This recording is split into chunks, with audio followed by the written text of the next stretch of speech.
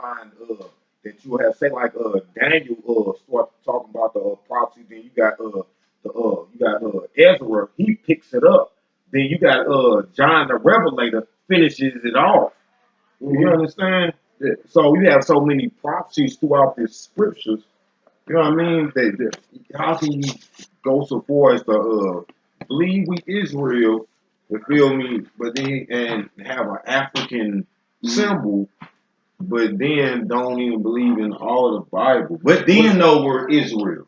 So I'm trying to get a narrow understanding of your belief. Well, see, the thing is, I'm not. I don't want to make it seem like I'm just denouncing half of the Bible and just make it seem like all that's just false. No, I believe in the Bible, but like I said, there are some things that I question. But my inward spirituality more so is into the Bible. Now I also do some other research and try to find out more about what happened to us as a people, and that's just add-ons. And you know, yeah. So anytime you can get another person's opinion about what's going on, if they written it in a book or if they did a documentary series or anything like that, all that's good to add on, and then you can kind of do studying with that material, whether it's a book or documentary, and do it with the Bible. This is what I've been doing. I've been studying along with it, and each time I read something that seems interesting, I go to the Bible. I even go to the internet and find out, if this brother's if what he's saying is true. And pretty much almost everything he's saying is pretty much 100% spot on. Now, now let me ask you. I heard you say about the Hebrew. You said who he is, or who he is, or who he claimed to be. Ben Ammi. Yeah, Ben Ammi. So the question, who is he? According to your understanding. According to what a lot of people, because I haven't actually met him in person, but I do have my mother met him, and then and her husband, which was the Hebrew, he met him, and I got a lot of good things. I heard a lot of good things about him through these two individuals that actually met him in person. Actually, so I'm talking about you said who he's claiming to be earlier, or who he claimed to be, because Ben Ammi actually died a couple of years ago. Yeah. You know what I'm saying? So who was he? Who was he? According to the people that told you about him, who was he was of course he was a leader of the African Hebrew Israelites, so he was the leader. And he was also looked at as their Messiah, and the transition into coming out of the 400 years of slavery. So he's looked at as a Messiah. He's looked at as a Messiah. Now, transitional Messiah, or Messiah. He's looking at the Messiah for the time period of the transition of what he was doing to bringing some of the people out to get them to as what we consider God's promise to Jacob and to the homeland, the promised land. Also, exactly. So he's fulfilling the messianic prophecies. Yes. Of bringing the brothers out of out of bondage and into the promised land. Yeah. Okay, now trip off this. That would be a legit argument, right? Mm-hmm. That would be a legit argument. Yeah. Right, but Mashiach, anointed, Messiah, right? He would have to fit the requirements spoken of in the scripture to be Mashiach. You feel me? Nobody's talking about Messiah or the anointed or anything unless it's coming out the scriptures right here. We're dealing with the power of the God of Abraham, Isaac, and Jacob. Feel me? Now, that's why I asked you. Now, if we're to say he was a great man to some, all right, but you threw Messiah on the table. Now, I don't want to say. Okay. For anyone to claim that they are the Messiah, it's not an emotional thing. It's just being real with it. All right, anybody, because Elijah Muhammad said he was too. Okay. Right, when Barack Obama first got elected, a lot of people missed it, but Farrakhan said he was the Messiah. You see what I'm saying? Marcus Garvey, Malcolm X, Martin Luther King. Many have made the claim, right? Yeah. But the whole term of Messiah comes from the Hebrew Mashiach. That's biblical, right? All right, so what scripture do we have to validate Ben Ammi as the Messiah of these people that are the descendants of the transatlantic slave trade? Okay, now, scriptures. Now, to answer that question, that is something that myself I've been trying to fit into the puzzle. So Grab. So I can't really I'll give you an example. I can't really just up and give you the answer that I'm like vaguely sure about. No doubt. I'm still learning. I'm still in the learning process. No doubt. I believe we all are actually. Yeah. But you brought books to the table, and I'm pretty sure those books help to further the proof that he is Mashiach. Right? Do those books lean more toward that he is Messiah? These books this mainly talks about who we were as a black nation and how we became to where we is now. Okay, well you know what? So it was more so just telling like the back history of our black heritage. Okay, I feel that. I feel a lot of research out there from various angles. You feel me? Yeah. A lot of people say we the Cushites. You feel me? We the ancient Babylonians. We the Hittites. You feel me? We the Egyptians. You feel me? I mean, to be honest with you, we were really all of that. The reason why I feel that way is because the Hebrews known, if you read about the heritage and what went on with the Hebrews, a lot of them procreated with many other We're scattered to the four corners. So that's understandable. Look, we came in talking about the African village of peace and all that, right? Yeah, so let's stay on track real quick. Let's deal with Ben Ammi. And then we can get into histories and all that, because I'm a history buff. I be in all that. You feel me? I read all types of different stuff. You feel me? So look, let's give you a couple of scriptures real quick on the validity of anybody claiming they're Messiah. Because look, any one of us can make our claim to that throne, being that we are descendants of that bloodline. You at least know we the chosen people of the Creator, right? Oh yeah. But trip off this, to stop anybody just from having a crazy ragu vision and saying he the Messiah. I'm the one, follow me. Mashiach got to line up with script. Yeah. Have to. You feel me? And if you want to get even deeper into it, if you get into the Hebrew text, like we got Torahs and Tanakhs. We read the Torah. Now, I haven't read the Torah, but I've been wanting to get around to. Yeah, it's the first five. It's just the first 5 books of the Bible in Hebrew. That's all it is. It ain't that people act like it's something totally different. It's just the first 5 books of the Bible. You got the picture. You got the book of King James. Yeah, I got that. Yeah, because I got a question. I was telling him. I was asking him about the King James. Yeah, we'll get to that. What his actual appearance was actually like, because we'll get to even I, I'm thinking that he's more so a white boy that was a homosexual that laid with his we didn't heard all that. Yeah. So we went and got histories on it, man. And it's a plethora of it out there. You dig? And I got one of them right there that they couldn't whitewash. You know what I'm saying? Right out the halls of Cambridge and all that, because it was drawn on cloth and not canvas. You understand? So they never could whitewash it. But there's a lot of images. They call the term iconoclasm. You feel me? Where they deface the icons. That's why all the images of so-called Jews in the ancient world is black. Even in Europe. I mean, the newer thing is 1492 with the white image of Jesus and all that extra. You did. But I mean, most of the icons in Europe, in the Mideast, all over, are those of dark skin and woolly hair. Even in Russia. Even in Russia, I got a book called Russian Icons. It ain't a comic book, but it'll blow your mind. How many images of who you would call a Messiah, woolly hair, all that. Right? Now look, just grab this for me real quick. Luke 24:27.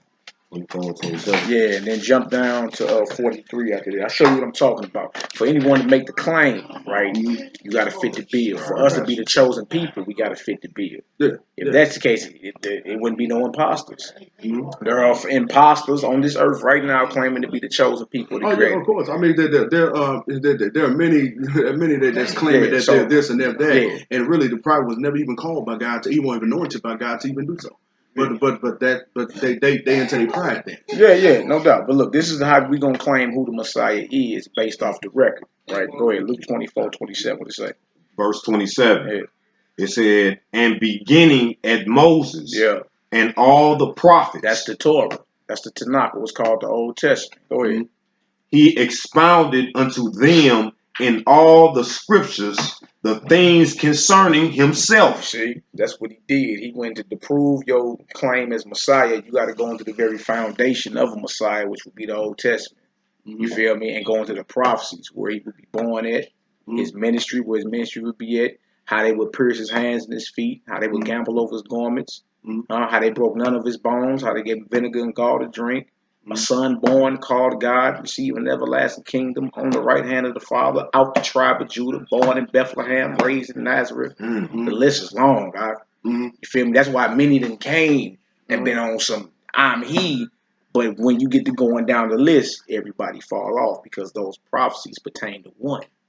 You see what I'm saying? Yeah, I agree with you on that. But what I also think is that of course, even though you're looking at that as a monument, to a blueprint to showing if someone claimed to be a Messiah, they have to fit that. But also, you and I both know that God would even use other individuals to help push His agenda.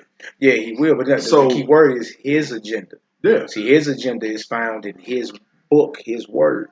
It ain't scattered all over the place. Like the men in that book right there. I'm not saying, but the individual have to be this so-called great title of a leader, but just the fact that God could be using this individual to give out some kind of message that haven't been told yet. Okay, no doubt, and that's true. So what did He give us so we can decide or know if this individual is real or false? He put the burden on the people. He said, "Look, there are false prophets too." Yeah, so what did He give us? So what did He give us to look for? What did He give us as those that will be following these great men? What did He give us to look for so we could validate? So we could validate either He was real or false. Right? Deuteronomy 18 for me, 18 through 20. Look, the Most High put the blueprint on us. He put the pressure, not even pressure. He put the whole thing on the people. Like, look, so you don't be deceived. He told us countless times, make sure no man deceive you. Make sure no man deceive you. Yeah. So the question is, if we are not to be deceived, what did He give us to make sure we're not deceived? If I stepped up and told you, brother, I'm a prophet, and by this time tomorrow you're gonna hit the Powerball. These are all the numbers. Your life is going to change by tomorrow, right? And the things that I told you did not come to pass. What does that make me? That make you out of a lie. It makes me a false prophet. False prophet. But look, that applies to me. That applies to any of these men claiming to be who they are. If what you said does not happen, no matter how much I may love the brother, no matter how much work he may have done, right? Let's read Deuteronomy 18 through 20. Let's read that real quick. Deuteronomy 18, verse 18. Yes, sir. And I will raise them up a prophet from among their brethren, like unto thee, and will put my words in his mouth, and he shall speak unto them all that I shall command him. All that I command. So whoever the Most High is going to raise up, he will be speaking what is commanded of him. It won't be any suggestions. It won't be any guesswork. It'll be what the Most High commanded. Isaiah spoke with thus saith the Lord. Jeremiah spoke with thus saith the Creator. The Messiah spoken of in that Bible, who we read as Christ, spoke, I am come in my Father's name, my Father's authority. All right, go ahead. What else you say? He say, verse 19, and it shall come to pass that whosoever will not hearken unto my words, which he shall speak in my name, I will require it of him. So the fact that the Most High does raise up individuals to be leaders, right? The Most High take it so serious that if we don't listen to the ones that He sent, such as you may claim Ben Ammi, right? If he was sent by the Lord and we don't listen to him, the Most High says it's going to be our life.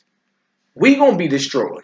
You see? So it's serious both ways. It's for the one claiming he the prophet and the people following him. We all were told not to be deceived. Keep reading, huh?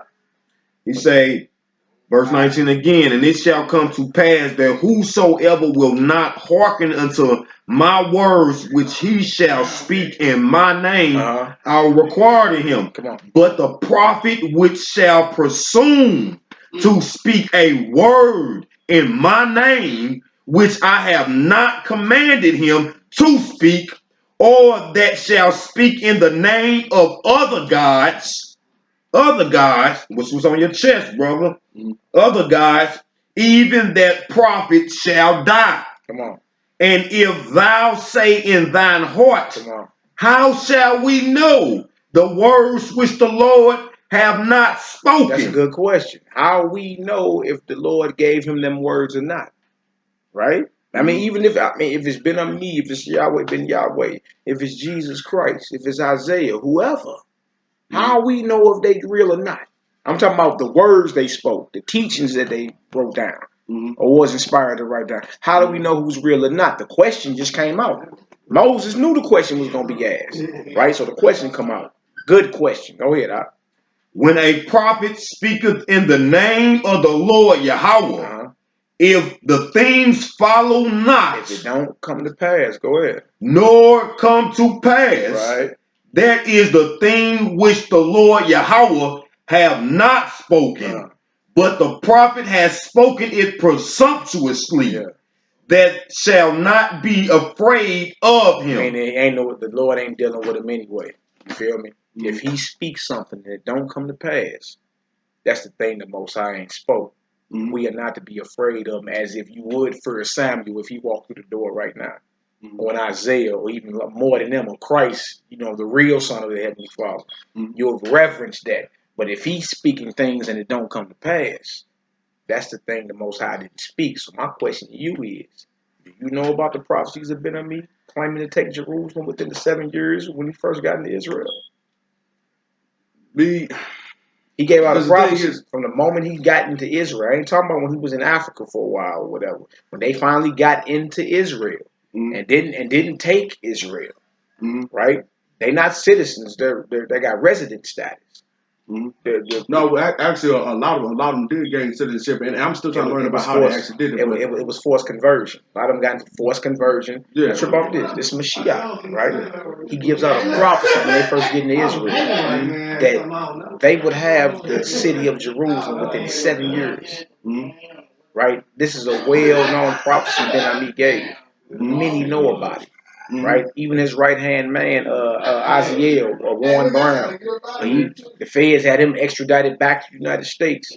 You feel me? Because they were doing some underhanded things with the Mugabe and them over there in Africa. You know what I'm saying? Yeah. Trying to sell Senate seats and do all type of crazy madness or whatever. But he even Warren Brown. You know what I'm saying? His right-hand man all them years. He say, I knew he was a lie. 7 years passed and he ain't had Jerusalem. But I continued to act like it, you know what I'm saying, because of the position that he had. You feel me? You the right hand man to Ben Ammi. You feel me? You got all these people, undying loyalty, you got all that. But the thing is, and they were saying 7 years. Now the thing is, I have read up on that, and of course in 7 years that didn't happen. Now, so what does that make him? You got to call a spade, bro. You got to call a spade a spade. You can't hold water because it's like you holding fast because I'm one of your loved ones. Go grab Ezekiel for me, what you can. Ezekiel 14. Like, this is serious, because look, that's the first thing you came in. You came in with the DVD. You came in promoting that. And like, for real, like, the brothers that trained us up know all about Ben Ammi. I'm talking about extensively. You know what I'm saying? Like, they well acquainted down to the men that taught Ben Ammi. The men that taught him in Chicago, in Illinois, back in the 60s and all that, before he tore away from the Bible class. When, like, the elders that's over that taught us know Ben Ammi very well. See, I don't know him. I don't know him that very well, but like I said, I knew individuals that have been knowing him for years. So no doubt, it's people that know him or whatever, but still, there's a claim to be the Messiah of this people. Right? Anybody making a claim. Like if I stood up and said, look, I'm the one you need to be following. What's there to make sure I'm real or I'm fake? Right? It's on you. The scripture keep telling you, make sure you ain't deceived, man. Watch the pump fake. So it's on us to make sure no man coming around deceiving us. Or the Hebrews, dark-skinned people, of course. Or we scattered to the four corners, of course. Or we got woolly hair, of course. Descendants of the slave trade, of course. And many other slave trades before the Christians got us. Of course. But when you done talking to be Mashiach, you have to line up with the record that was prophesying of Mashiach before he even came in the flesh. See, but this is the thing, dude. Let me ask you, do you know the hour or the time when that promised land is supposed to be promised to us? And now we got the scriptures that give us the signs. We don't know the day and the hour. Yes. So as far as Ben Ammi, like from what I understand that a lot of them over there look at him as the Messiah. But me personally, I look at him as a leader. I don't really I didn't want to just give him the title as Messiah like that. No doubt. No doubt. I was just more so looking at, okay, well, he did what he's supposed to do. He set an example. He had moved some people out of the states and went over there. He might have done some things, but you know, it's just that I don't. If he'd been over there for that long, I would think that things should have been transitioned over to us owning that land like we're supposed to. So that's a good point because trip off this, you can't own property in Israel today. 90% of Israel is owned by the Rothschilds and the Rockefellers. So you can't even own no land in Israel today. And that's the thing. If he's Mashiach, what is people doing as second-class citizens? What's up with that? How are we second-class citizens in our land that was promised to us? Now look, nobody knows the time of the hour, but he gave us the signs, clear-cut signs. You feel me? And he also told, trip off this. He also prophesied and said, this is Matthew 24. If they tell you I'm in the desert, go not forth. Where is the Monad in Israel? The Negev desert, the desert of the south. Negev is south in Hebrew. Right? And it's an Edomite actually, next to a what? Next to a what? What is it next to? It's the kingdom of Yah we talking about that he built, right? Things that he was supposed to do. Where did he build his establishment at? Damona, right? Yeah. What is Damona sitting next to? I don't see like that's what I'm saying. Like I'm supposed to be going down there so I can actually see it. No doubt. So once I get a chance to actually see what the establishment is, then I can really give a good personal opinion on it. Well look, trip off this. Damona is next to a radioactive nuclear waste is leaking over there. A lot of our people, and I heard about that. A lot of our people dying from cancer. You feel me? That were perfectly healthy. Mahalia, you need to look her up on YouTube. Diary of a Revolutionary. That's the sister Mahalia. Been over there since the 80s. Last year she died in her sleep, man. Beautiful sister, was in her 50s, but she was exposing a lot of the corruption in Ben Ammi's government, man. How they was doing all type. I'm talking about, bro. It's even stuff out there saying that this man that had a child with his daughter, bro. You feel me? They got videos out there. You feel me? My father's actually my grandfather.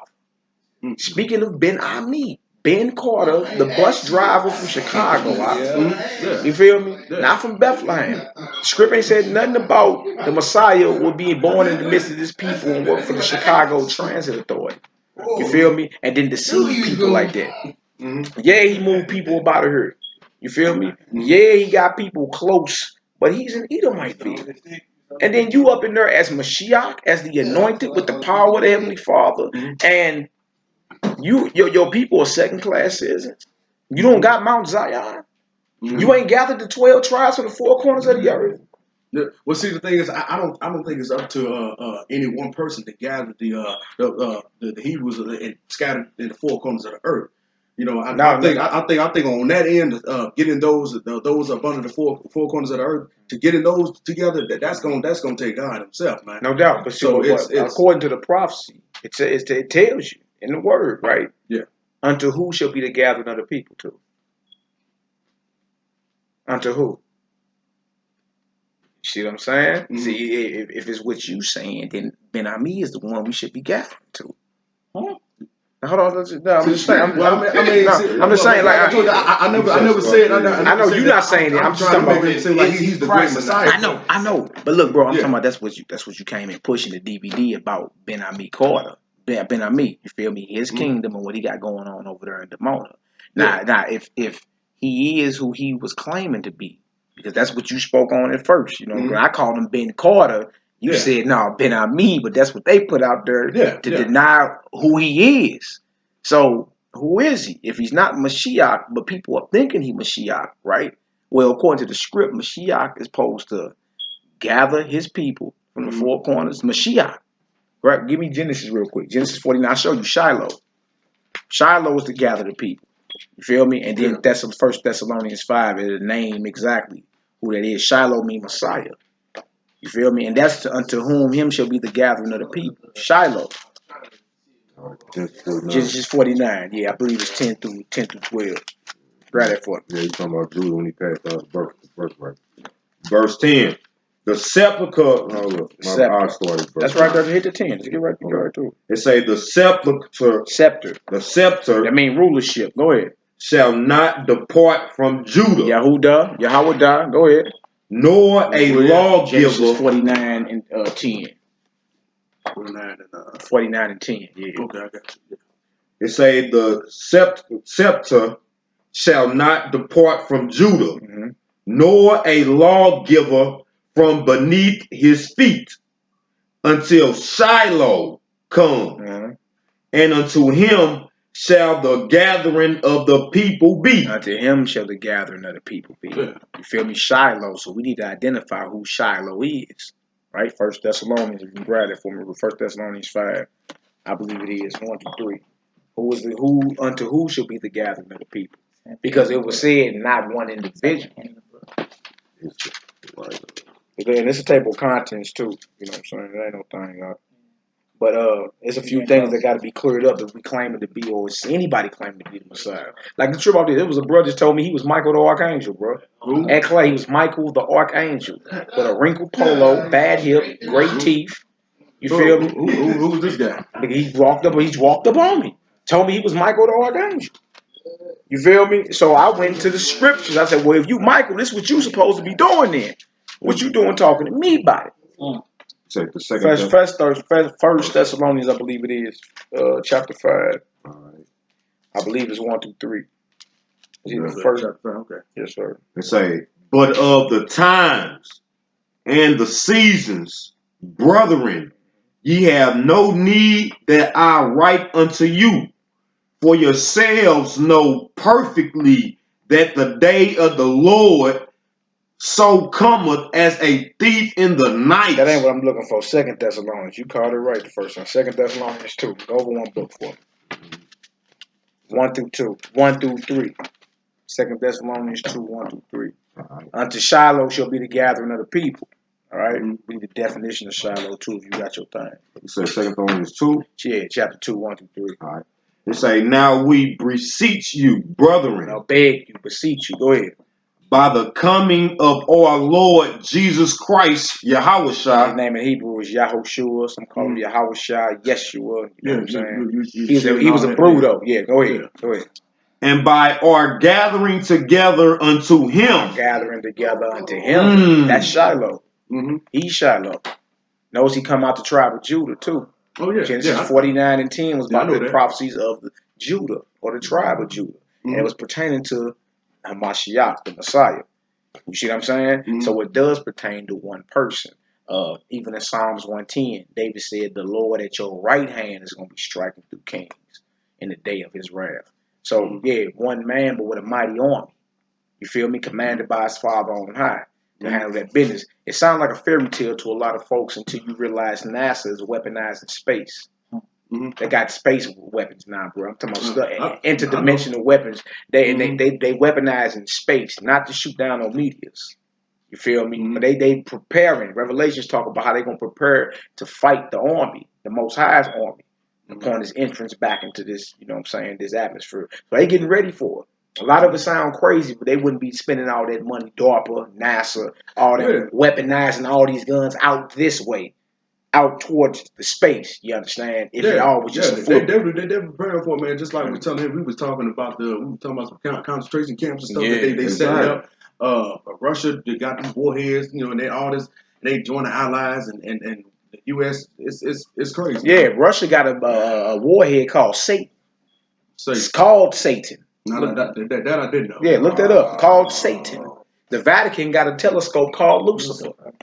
Wow. Yeah, I know about that, but I didn't know about the warhead called Satan. Yeah, warhead. But I did know he do have many warheads. Yeah, and he got I know he got a bunch of them aimed towards this way. Yeah, it's about to go down. He's really pissed off, and it's just that the states, man, trying to push this new world order. You know, that basically mean a one world government. Yeah, no doubt. Everybody. But these other countries, they not trying to do all that. You know, they more so trying to have a balance of power. You control you and I control me. No doubt. Don't come over here, take your embassy out, but the states ain't trying to listen. So I mean, it's only a matter of time before they just decide, man, the hell. Yeah, the hell with it. But look, you know, it's prophesied in the Bible, World War III. You feel me? The arrows is gonna black out the sun. Some people may look at it as the nuclear war and all that old crap. So it's but see, the scripture prophesied about the day of the Lord being the heavens are gonna melt with fervent heat. The elements are going to melt. Now let me ask this: like, well, now what do you think about this whole thing with America and Babylon and stuff like that? Yeah, I mean, for one, the biggest wire transfers in the world come through New York City every morning. You feel me? You can't name another empire that has killed more people in the name of God than your good old United States of America, from the slaves on down. You know because some people may also look at America as like the modern day Roman Empire. Yeah, I mean, it's all that in one. You know what I'm saying? And being that Rome was definitely a part of Babylon, a part of the beast that Daniel saw. America is birthed out of that ancient Roman Empire. From the Capitol Hill, it makes its policy on. Rome had Capitol Line Hill. From the Senate, Rome had a Senate. Highway 66, Rome had Appian's Way. Wasn't the whole thing set up under a two-party caste system? Yeah. Democrat and Republican, plebeian, patrician. Yeah, it's the same exact thing. What they do, they sleep you with the sports while this whole thing is crumbling down. So yes, it is, but it's worse. It's the embodiment of everything that was against the Most High. You feel me? So this is, but it ain't like Babylon is Jesser, but this is definitely the backbone and the military power of Babylon. America got over 1,000 military bases, bro, on 7 continents. Nobody else got that type of presence. You see what I'm saying? So America, it is. But look, the dollar is still, even though it's falling, the dollar still hold top weight when it comes to currencies on this planet. See, but this thing, man, this country owes so much. It does. It's so much going down. Look, it's more. I think what they owe more money than like what 90 some countries, 80 some countries in the world. Yeah. But then they still want to claim that they got all this power, but they doing so many underhanded things, man. Yeah, so it's like, well, we all know it's the bankers and all that that's really selecting the presidents and doing the real policy for real. We all know the international bankers, the Rothschild banking families, the hidden hand, the powers that be. Man, we be into all that. You know what I'm saying? But the thing is this: all of us aligning with biblical prophecy. Yeah, I agree with you. From who the Messiah is down to World War III, these nations aligning. The Medes and the Persians, you talking about Iran and them, all that's coming back into play as prophesied there. You see what I'm saying? So being our gathering to the Messiah is very important. He read earlier, if we don't listen to the one that the Most High sent, the Most High was going to destroy us. You see what I'm saying? Yeah. So if that's who we read about in the scripture is Christ, the Messiah, you feel me? Then it can't apply to Ben Ammi. Is he an Israelite? Of course. Right? Is he a false prophet? Of course. Of course. And he's spoken false prophecies, right? If Isaiah spoke something and it didn't come to pass, Isaiah would have been a false prophet. You feel me? If Christ, the Messiah, spoke something that didn't come to pass or is coming to pass, he will be a false prophet. You feel me? And that's what he give us. He put right on the line with it. My word gonna come to pass. You feel me? Now the thing is, initially, when I was coming here, I was coming here to the show with the DVD, I wasn't more so pushing the really Ben Ammi thing. That just so came up because I know that he was a part of building that village over there. Right. And I know it was in the desert, but I didn't know that there was there's some new radioactive it is. Things over there. A lot of our people dropping dead over there, man. It's sad. And there's a lot of people that was raised up. That kind of broke away from the camp over there, and they live in different parts of Israel now. And we actually fellowship with a few of my brother Akda and them. You know what I'm saying?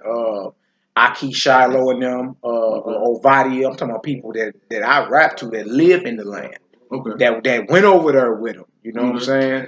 And they ain't with them no more. They still know they the Hebrews. They keep the commandments of the Heavenly Father. They believe in the real Messiah. You feel me? They see his words that he echoed thousands of years ago coming to pass. So we need to make sure we listening to the right one.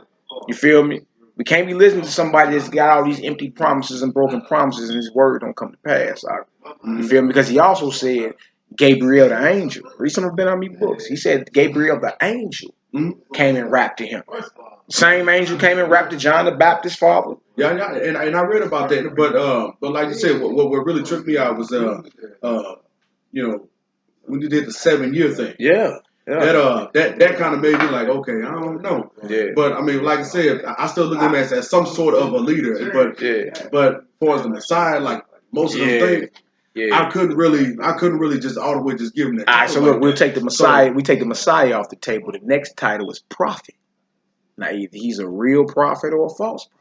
I mean, because of the 7-year thing, I couldn't. That would make him false. And this is even before. This is even before I came here. When I read about this, the 7-year thing, I was, I'm like, well, he been over there for this how long? For these are many years, and things still not up to par like it's supposed to be. Exactly. And it's like, man, I don't know. Yeah. But I still wanted to get a chance to go over there and actually see the land and actually see how things is. Yeah. Just so I can say I had the experience of going there. And no doubt. Versus somebody looking at it on a DVD or reading about it on the Mac on an article or whatever on the web base. I want to be able to actually see with my own 2 eyes. And that's what's up, man. I would say, as your bro, don't just stop in Demona though. Go all over the land wherever you can. You know what I'm saying? Don't just stop in Demona. I know Israel been in war for I don't know how long because and the whole thing is based on the coming of God and all that, and that's basically what the war is about. Really, me personally, which is stupid because when God comes, He's gonna end all that anyway.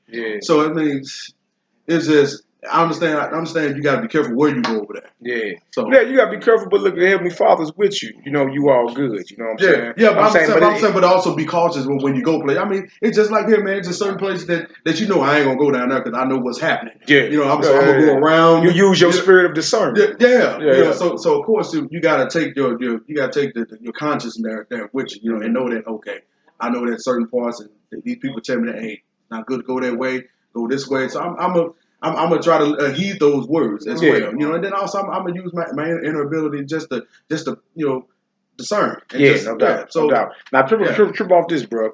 But when we here read Deuteronomy 18, right? I mean, it was clear cut that we have to follow who the Most High sends. We have to He put His words in His mouth. That's who we need to be following. You feel me? And so, as much as we know we the Hebrews and we Israel and all that. He told Israel, I'm sending somebody you better listen to. You feel me? And I'm here to tell you, it ain't me, it ain't none of these brothers in here. You feel me? It's the one they've been hating on this whole time. And man, the real reason they've been hating on is because of I got one of my cold. Really, the main problem is just a misunderstanding. For one, they showed us an image that was false. And two, they taught us so much stuff that can't be found in them scriptures. You feel me? But when you outside of that, when you done talking, you feel me? Those prophecies in that book apply to one. You understand? And just like we got to be, in order for us to be Israel, we got to fit the bill. Like, if anybody claim them Mashiach, they have to fit the bill. You know what I'm saying? The scriptures also tell you great men are not always wise. You feel me? So I'm pretty sure Ben Ammi made plenty of mistakes. That's true. You know what I'm saying? And him trying, and I'm pretty sure he started off with good intentions. You know what I'm saying? But that's why we have to make sure that we are not being deceived. We have to stick to the blueprint in the script because that's how quick you can be deceived. And once you get so much power and so many years under your belt, if that pride there, you can't let it go. You got to keep it going. Man, they was calling that man Mashiach. Coming before the fall. And they was calling him Mashiach, man, at his funeral. They was calling him Robainu, which means our great one. Mashiach, which means anointed. Ben Ammi. They were saying that. You see what I'm saying? And they saying this about a man that had false prophecies. And amongst many other things, man. I'm talking about we heard a lot about wife swapping and all from people that live there. Wife swapping, all type of stuff, man. I mean, don't get me wrong. When I'm there, I'm definitely going to ask questions about Ben Ammi to the people that actually that he been acquainted with for a very long time. Because I actually want to learn more and try to find out more about him. Because, like I said, I never met him, but I know people that have. So grab his my bad, bro. My question to you is, why would you even want to learn something about somebody? Well, that's my same question. I'm asking a question because right now, you know what I'm saying, that dude has put out a big emphasis on our people supposed to be getting gathered and all, like a big thing, like this is the kingdom that's gonna come through me. You feel me? Yeah. Mike Brown, folk done got still getting killed. We still getting our back with on the plantation. We still in Babylon. You feel me? Our people are still scattered over the four corners of the earth. You feel me? He done sent gang of our people over there with some old false hope, which I can guarantee half of them Bobby I could have been staying back at the crib for this. Real talk. So my question to you is, do you believe in the Messiah of this book, Christ? Do you believe in him? Because if you do, you wouldn't be looking for that dude. You wouldn't be looking to go over to holler see any information about that situation. You'll be knowing it's much work to be done right here. You understand? Yeah, it's much work to be done right here. I agree with you on that, but you asked me the reason why I want to 14, 9, 2, 11. You asked me the reason why I want to just go there and try to learn more about them. It's not such of a sense of trying to learn more about somebody that was giving false prophet, but I want to see through. I want to hear from other people. What he truly was. Bro, we looking for Christ. Do you believe? Let me ask you a simple question. Do you believe in Jesus Christ, the Messiah? You feel me? Yahushua. Do you believe in him? Yeah. So why are you even talking about that dude? Look for him. Why are you even talking about that dude if you believe in the Messiah, the real Messiah, the one that's sitting on the right hand of the Father right now? If you believe in him as our gateway to the Father that's sitting on the throne, why are you even talking about this dude? I mean, it's just one of them things, man. Look, I'm just trying to find out. I'm just trying to find out how was even with the false prophecies that Daddy made. I'm just trying to find out, I'm trying to find out more about the history of that era. Man, give it up. I just let it go, man. Just let it go, bro. Let it go, bro. It's a Home Depot project over there, man. Yeah, they got 8-foot posts. They got Home Depot fence, orange extension cords running from house to house. Yeah, the shit you see in the ghetto, bro. That's what's going on. Just give it, bro. But I'm just look. I want to go there. I want to see it from my own two eyes. I mean, okay, if you want to go to your land and travel, do that, bro. We saying, but look, many people have looked for a false hope, man, and at that point, different than the drug dealer. You know why? Because he sell dope and then he's selling hope. That ain't no difference, you know what I'm saying? Both of y'all selling the dream. You see what I'm saying? That's why the Most High told us, watch out for these false niggas, man. Make sure you not deceived. We do each other like that. We don't take each other serious. I mean, we respect each other as men, but man, look, thought we'll drown on each other quick. No, let me sniff like this Negro running around here thinking he's something. Boy, hey, he'll get drowned on quick. Man, we gonna mock this but nigga, because we constantly got to check. We check each other like that to make sure you don't get above yourself. You feel me? That don't mean you ain't never gonna get deep or get on the level when the Most High dealing with you, but you gotta always check that pompous spirit. You feel me? Like you just riding on how niggas just floated in the room or something. We got to check that. And the reason it's left unchecked is why you get these cult leaders like Jim Jones, Ben Ammi, Yahweh Ben Yahweh. Look, they decide they both gonna be Messiah just in different hemispheres. He in Miami in the United States and Ben Ammi over there in Israel. Then, trip out this, they meet up at the Million Man March in the mid-90s and hold each other's hand. Wow. I say, wow. Since when Messiah share glory? Wow! That is a trip. Wow! Hold on. You like, well, look, you just keep yours down. So it's two Messiahs holding hands. One of these niggas false. Both of them. But think about it. They both got to be holding each other's hand like, we both selling our people a pipe dream like a mug. Because the fact that I will come together claiming to be the Messiah and hold your hand proves that at least one of us false. Right? It can't be two masters. And who will hold hands? The Messiah hold hands with a false prophet? Come on, man. It don't matter. And both of them were prophesying falsely. You feel me? It wasn't just Ben Ammi getting the Hugh Line Mitchell.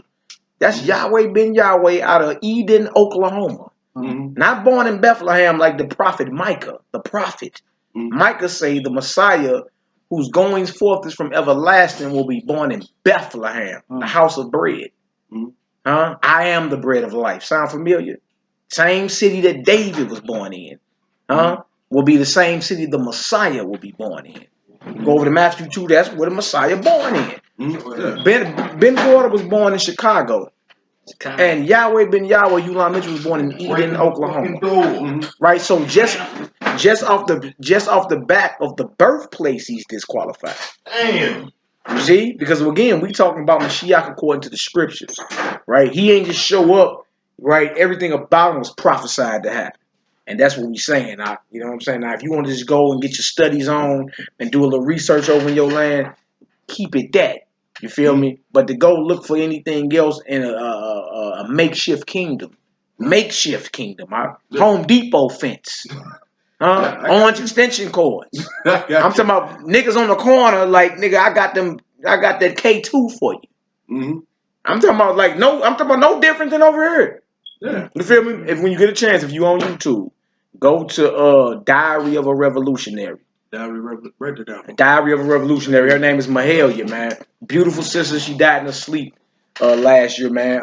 Went to the hospital, found out she had cancer, but she had been a resident at that compound over there by the radioactive, you know what I'm saying, waste. But man, you're rich, man. Here, let me write down Diary of a Revolutionary. Let me write that on there. Now, her YouTube channel is still up, man. Beautiful sister. But she had so many people on there that used to live with Ben Ammi in the compound. So look at this before you go over there. You feel me? That'll help you out. You know what I'm saying? Diary of a Revolutionary. That's her YouTube channel. Okay. All right? And that's first-hand knowledge on Ben Ammi and a lot of the schemes and stuff that he was running. You feel me? Read Ezekiel for me with you, though. Ezekiel 14, 9 through 11. I'm a definitely check it out, man. Check it out. You feel me? I've always wanted to, to hear this testimony. Hear from other people about how things actually was there. Yeah. And I don't get me wrong, I heard some good and I heard some bad. No doubt. So it's no doubt. And you know what? Any type of movement, you're gonna have your naysayers, you're gonna have those or whatever. But the thing that keeps us in check is the blueprint, is the scriptures right there. Right? Anybody come with anything other than that, we was told stay at home. Right? Now trip off this. Somebody pop up and say, look, I'm the Messiah. Pop up, white bully afro, your bleach garments, sandals on, you feel me? Staff like I'm a shepherd, hoodied up a little taste, speaking some ancient tongue, got 12 partners rolling with me. Right? Hell, I can make a claim that I'm him. Anybody can do that, huh? You see what I'm saying? All you gotta do is get you some diehard followers, partner, and you can make that claim. Yeah. But the thing about making claims, we talking court talk. No, you gotta line up with where's your proof of claim? Anybody can make a claim. Now we need to bring the proof of claim in. Exactly. And when we bring the proof of claim in, every joker that lined up that tried to beat him fall off. All right? Everybody. You feel me? Everybody that lined up against him, name them. And I've noticed, man, a lot of black leaders that came up way back in the day, even up to where it is now. I know a lot of them, they do kind of get built up in the pride department. Of course, yes. And it's just, and they and I notice after they get a little bit too prideful, man, they gone. Yeah, they gone. I mean, soon they don't really. It seems like the minute they get prideful, their days of living just starting to diminish. That's right, that's right. And so called the whole thing of being anointed. I start kind of looking at it different. Because I mean it's one thing to go around and talk the truth to people, but when you start to have the puffed up chest and and you got this high mighty kind of attitude about yourself, then that's when I kind of like, okay. Yeah, you can't deal with it. We done seen church pastors do their thing like this. Like, give him the hand. He doesn't talk, I talk. What the hell's wrong with that boy? You done got handled around us doing that, man. And you know what, man? One of the reasons why I kind of left from the church, especially after I started learning more about us as Hebrews, and I started learning like four corners and all the stuff that the churches ain't even teaching. And man, the preachers. Man, I'm ran to preachers, man, that slept with little girls. And they just it's a lot of these brothers are evil, man. But see, they've been in a position of getting so much money, and they've been leaders for so long, right? Yeah. And been told they got the command of these diehard deacons and bishops for so long that when it's time, when some truth breeze across your doorstep, right? You got a nanosecond to humble down, get off that stoop. Let me ask you a The Most question. High can handle that. Real Let talk. me ask you a question. You know the preacher that has slept with a little girl or whatever.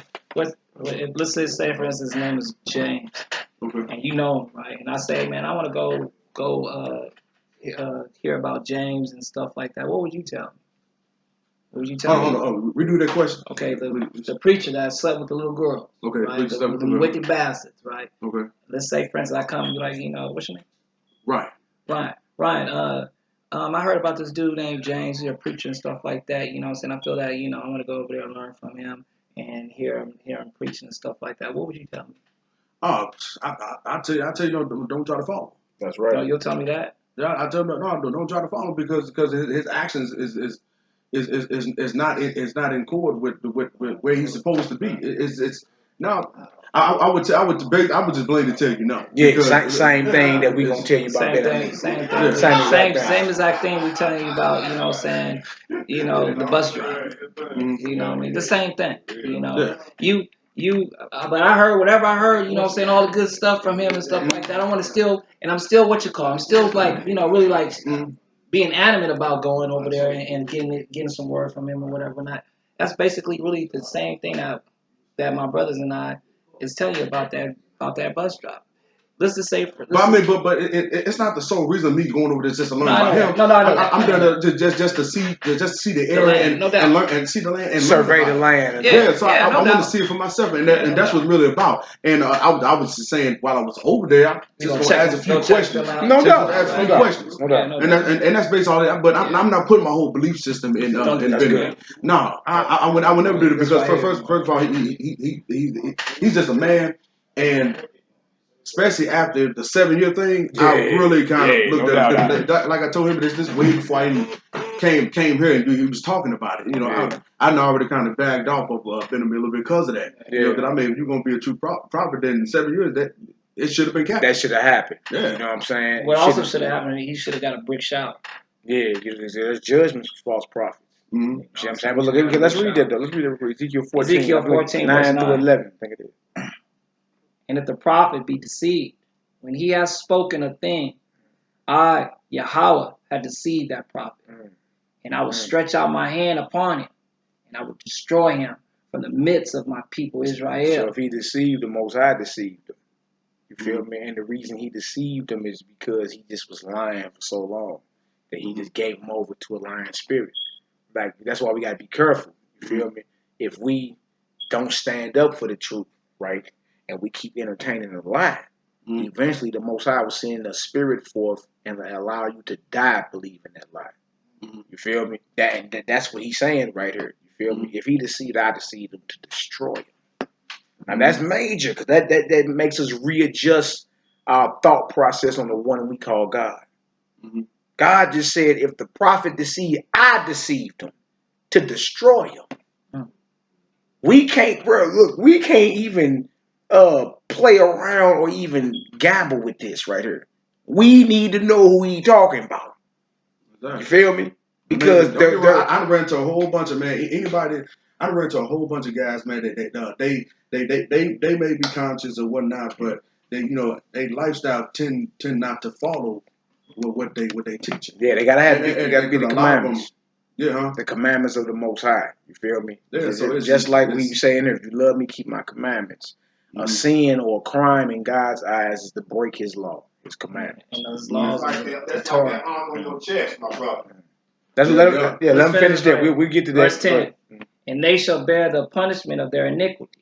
The punishment of the prophet shall be even as the punishment of him that seeketh unto him. So the prophet and the one following the prophet get the same judgment. See? The false prophet and those following him. So we can't say, I was deceived. When he told us, make sure no man deceived. Told us it the whole time. Go ahead, Al. Verse 11. That the house of Israel may go no more astray from me. Neither be polluted any more with all their transgressions, but that they may be my people, and I may be their Elohim, saith the Most High. So he's going into the prophet and those following him. You feel me? If he deceived, I deceived him. In Thessalonians, it say he sends forth a strong delusion that you might be damned. that means condemn. Mm-hmm. You feel me? And that's because we didn't receive the love for the truth. You understand? So that leads us back to our last question, or one of our last questions. Which God do you serve? God, man. Which one? There's many of them. I mean, he may have had a lot of names, but as far as I know what y'all thinking because I got the uncle. I think I'm serving a different God. No, man. Yeah. I don't serve. All right. So the confession out your mouth is, which God do you serve? Later for what you got on, right? Yeah. It's just out of cup. It's just jewelry, right? It's jury, but I mean, but it has a spiritual connection to it. It does. Oh, big man, he be tapped out, boy. Now we got Hold on. He be tapped out. Hold on. It's all good, brother. We your brothers, man. It's all good. We'll do any of it like this. You know what I'm saying? You It has will to get be mocked done up in first. here, man. You know what I'm saying? What Exodus 20? So what that say right there, brother? Read that for us, if you don't mind. Exodus 20. Okay, start right there. So it ain't just jewelry. It's a little deeper than jewelry. Y'all should have no other God before me. Yeah. That means before don't mean like he number one and whatever you think is a close to. Before in Hebrew means in my presence. Yeah, see, but I never look at this as something that's close to. No, I've always looked at God as God, and I don't put nothing else close to him. Okay, like that. so which God you talking about? Because there's many beliefs in gods in the earth. Which one you talking about? God in this Bible, man. Okay, all right, now good. That's an excellent answer. All praises to him, right? Yeah. But if somebody was to ask you how you know the God you believe in is God, how you know? I would tell them I believe in the God of this Bible, man. Right. That's what I would tell them. No doubt. But how you know he God? How do I know he God, man? To be honest with you, how I know that God in this Bible is God to me is because I've been in situations, man, where my life could have ended. No doubt. And it came to a point where I would start praying. And I prime example, what I do in truck driving, so I used to be over the road. Okay. I was in the I don't know if I was in Oklahoma, but I was in the area, and it was a bad tornado that was going through there. What was it, 2014? I don't know if y'all know about that bad storm, that tornado storm running through there. Yeah. I was right next to that, man. And I was driving, and I turned all on the radio about how bad the wind was supposed to be getting, and I heard that where I was pretty much damn near under it. Okay. So I'm driving, and I'm starting to notice a little, a vortex in the sky. Start circling like this. No doubt, yeah. And I know it's starting to get closer and closer. So I'm trying to figure out, because I'm on a two-way road, so I can't really pull off to the side. I can't really, so all I can do is really keep straight. All right, so my truck was 80,000 gross. Okay. So 80,000 gross. Yeah, you got it. So I was max, and that was on the full tank of fuel and all that. It was max 80,000. All right, so I'm going down this two-way road, and I start noticing that my back end of my trailer start to pick up a little bit like this. And I was talking to God, and I said, Father God, I've done everything I can in this life to do right and to follow you.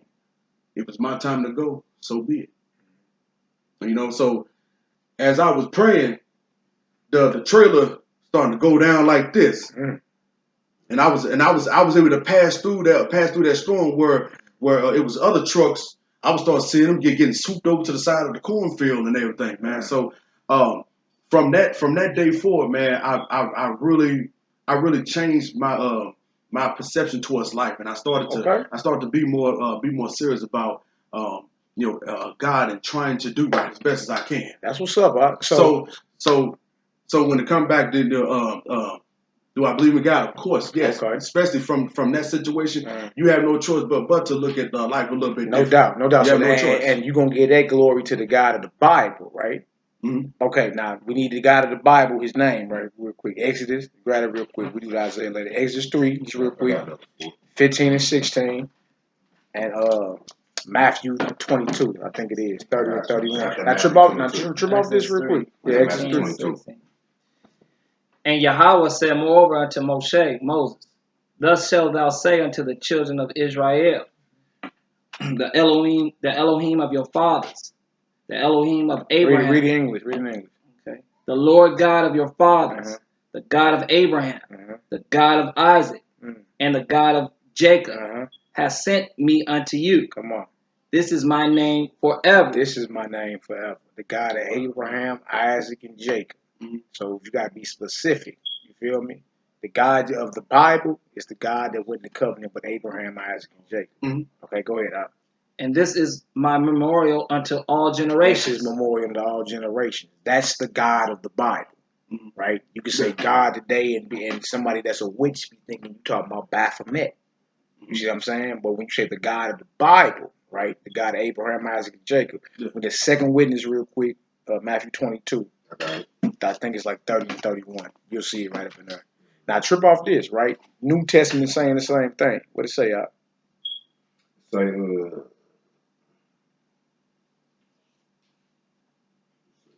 Start around 30. Okay. Read on down. You see it. Okay, here we go. I started verse 28. It says, therefore, in the resurrection, whom wife shall be of 7, for they all had her. Jesus answered and said unto them, ye do err, not knowing the scripture. You what? You do err, not knowing the scripture. He was telling the preachers of his day, you error, not knowing the scripture. They were trying to get at him on a doctrinal issue. And his response to them was like, you error, not knowing the scripture. Right? Go ahead. Nor the power of God. Come on. For in the resurrection, they neither married nor gave in marriage, but are as the angels of God in heaven. But as touching the resurrection of the dead, having ye not read that which was spoken unto you by God, saying, I am the God of Abraham, and the God of Isaac, and the God of Jacob. God is not the God of the dead, but of the living. Grab Isaiah 34. So my question to you is, like, that's more than jewelry, right? That's not just jewelry. I got it. Isaiah 30. Is there any type of spiritual concept behind it? Any concept of God? Any spiritual concept? Well, the symbol resembles life. Now, how? It resembles life because it resembles the womb of the woman. Okay. So it's because I don't want people thinking that I don't want people thinking that the okay, Egyptian symbol and they automatically think, oh well, the Egyptians they had a lot of different gods and all these other things carrying on.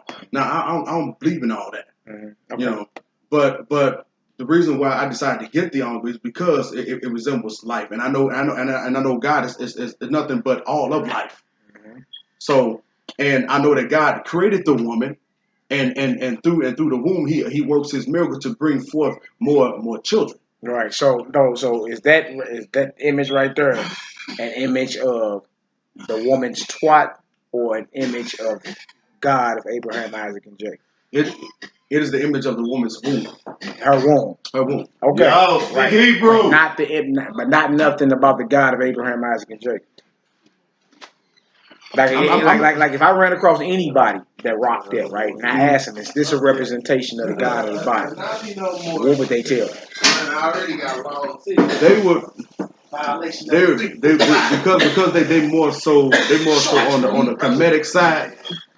That's my point. Because they more so on the comedic side. Exactly. They probably won't speak anything of the God of Abraham, Isaac, and Jacob dealing with the symbol. Exactly. But the God of Abraham, Isaac, and Jacob is the God of the Bible, the very God that you said you prayed to when that 80,000 gross, when you was at peak limit with the truck. You was calling on the God of Israel, the God of Abraham, Isaac, and Jacob. Yeah. You wasn't calling on the principality or not even principality or the concept of the Ankh. You what? See, the thing, I'm not praising the Ankh, but what I'm praising is the life force that come from the womb. But I know even within that, all of that deals with God and how he's going to formulate that human being that's in that woman's womb. know, so I don't put all of my belief system in the Kemetic thing because I know a lot of them a lot of them really don't. A lot of them, I know a brother that's with the company where I'm with, and he's more so on the Kemetic side. No doubt. And he don't really like looking at the Bible. I know he don't. Yeah, a lot of them don't. A lot of them don't. And the thing is, I understand the Kemetic side, but I also understand this too. No doubt. Now, trip on this. You know what it is? Most folks today are into Kemetic, what's called the science of Kemetic. They not into the culture. Yeah. And that's what I'm telling you, because if they was into the culture, you be seeing men around here with eyeliner. Yeah. A bald head with locks hanging off of it. Yeah. Mini skirts. Yeah. You feel me? Yeah. Like if we gonna rock Kemet, I don't ever see the brothers that be pumping Kemet. They be dressing more like the brothers in the streets that's here. You feel me? They don't dress their culture. So the people that's into Kemet ain't into it for the culture. They into it for some type of ancient science or whatever they claim that some of the comedians had or whatnot. You feel me? So it's deeper than that. But look, I was asking you that because about being a representation of the God of Israel, the God of Abraham, Isaac, and Jacob. And if I ask anybody else outside you, is that a principle of him? Is that symbolism of him? You feel me? Majority of the people, if not all, will say, no, it ain't. No, it ain't. But the thing is, I acknowledge what it means, but it doesn't mean that I'm going to praise it. Yeah. But I understand that through the womb of the woman brings God's allow life to develop, and she's able to birth that life. Yeah, no doubt. But it's more trip off this. You say through the womb of a woman, right? Now trip off this. That means the woman is a receiver. She's a receiver, right? Yeah. Who sent it? She received something to bring life forth. Yeah.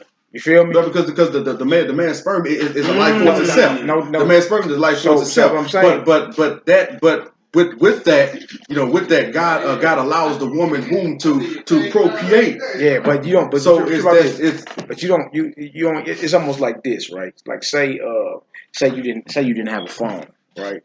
Say you didn't have a phone, and I gave you a phone. What do you tell me?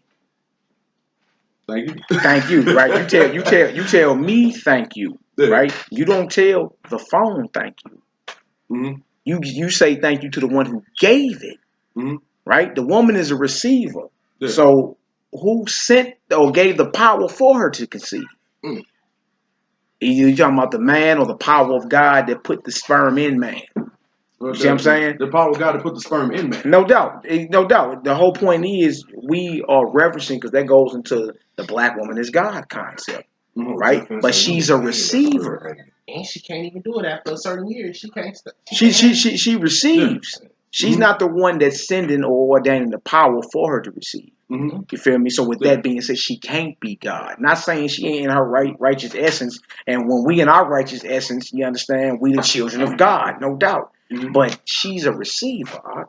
No more than I gave you something and you would thank me and not the phone or what I gave you. If I gave you $100, you're gonna thank me and not the $100. Right? Yeah. So we need to be referencing the creator. You feel me? Or even if you was getting worship, I even said that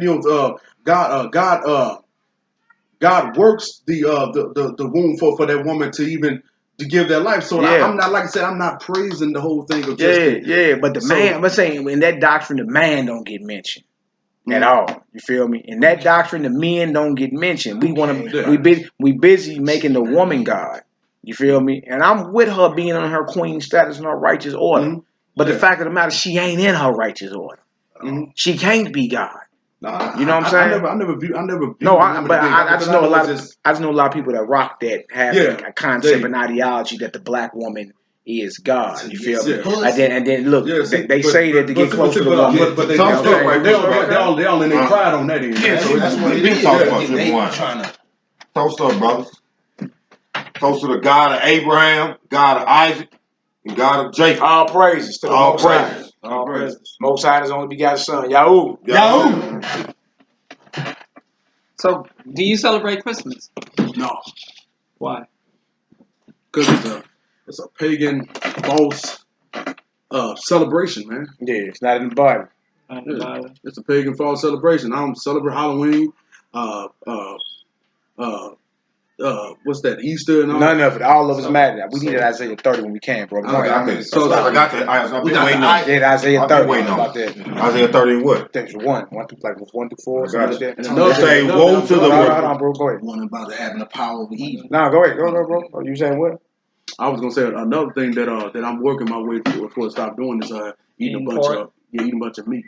Yeah. You eat Eat a pork bunch too? of meat. I'm trying to be Do more you of a eat vegan. pork? No, I don't eat pork. I don't eat pork. Shrimp and crab and all that. No, I stopped eating shrimp years ago. I do sometimes eat chicken, but I'm trying to get off of that. No, it's lawful. Chicken lawful, you cool. Catfish. But I mean, I already know. But I'm actually planning on being a vegan. So it's so sometimes I may eat some tofu or something like that. Boy, you like that, man? That stuff tastes like a sponge to me, man. I cannot eat that, man. But it all depends on how you make it, how you cook it, man. Somebody got to prep it right or something like that. Yeah, man. It all depends on how you make it, because you can eat. My mother made some, and she made like some tofu eggs or whatever for like some breakfast and stuff like that. She had some meatless like a breakfast sausage or whatever. It was pretty good, man. And when I first tried it, I was kind of questioning, like, I don't know. But then I tried. I said, okay, so it depends on how she make it. Yeah, So I mean, I tried before, man. I'm not a fan. But read Isaiah 30 real quick. Trip off this real Verse quick. 30 and 1. It say, woe to the rebellious children, saith the Lord Yahweh, that take of counsel, but not of me. Right. Go ahead. So you he's saying, whoa is a warning shot. Mm-hmm. Meaning, look, stop that before you make me angry. You're taking counsel, right? You're taking your spiritual learning or advice from somewhere, but not from me. All right? Go ahead, Al. I was gonna flip to the page, man. I'll tell you.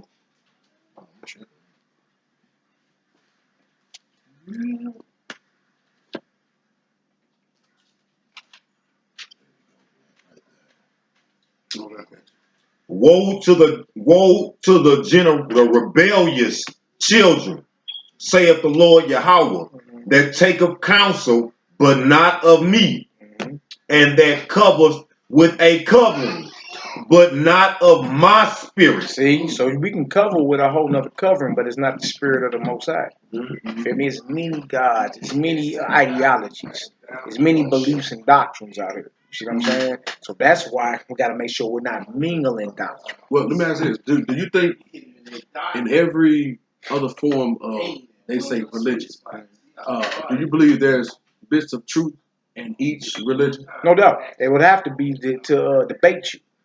You feel me? Debate you. I mean, just like the tree of good and evil got good in it. Feel me? The devil can't bait you. He got to bait you with the truth. It's the rest of the poison that kills you. So you're going to find in any spiritual system, you're going to find similarities. But again, what makes your God God and theirs not? See? You're going to find many similar, just like Iraq and Iran got the similar laws, but they're separate countries. Just like the United States and Canada got separate or similar laws, but they're separate entities or corporations or countries. Yeah. You see what I'm saying? Any type of belief system that developed around each other, what you talking about, Buddhism or Hinduism, what's the difference? One would say, right? Yeah. Right?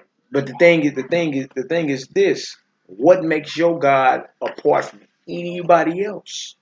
That's one of the last scriptures we're gonna get. The reason we can say this God is God outside of our own personal, because what you gave earlier was powerful about what you was going through with the storm, right? But if I had to show somebody something, right, in the record, right, this is how I know my God is God, because ain't nobody else you name doing this. You see what I'm saying? All right, so look, let's finish this off real quick, and we'll go show what script you go to show the God of Israel is the one and only true power. Yeah. Feel me? Go ahead. Yeah, man, I agree with you on that. Okay.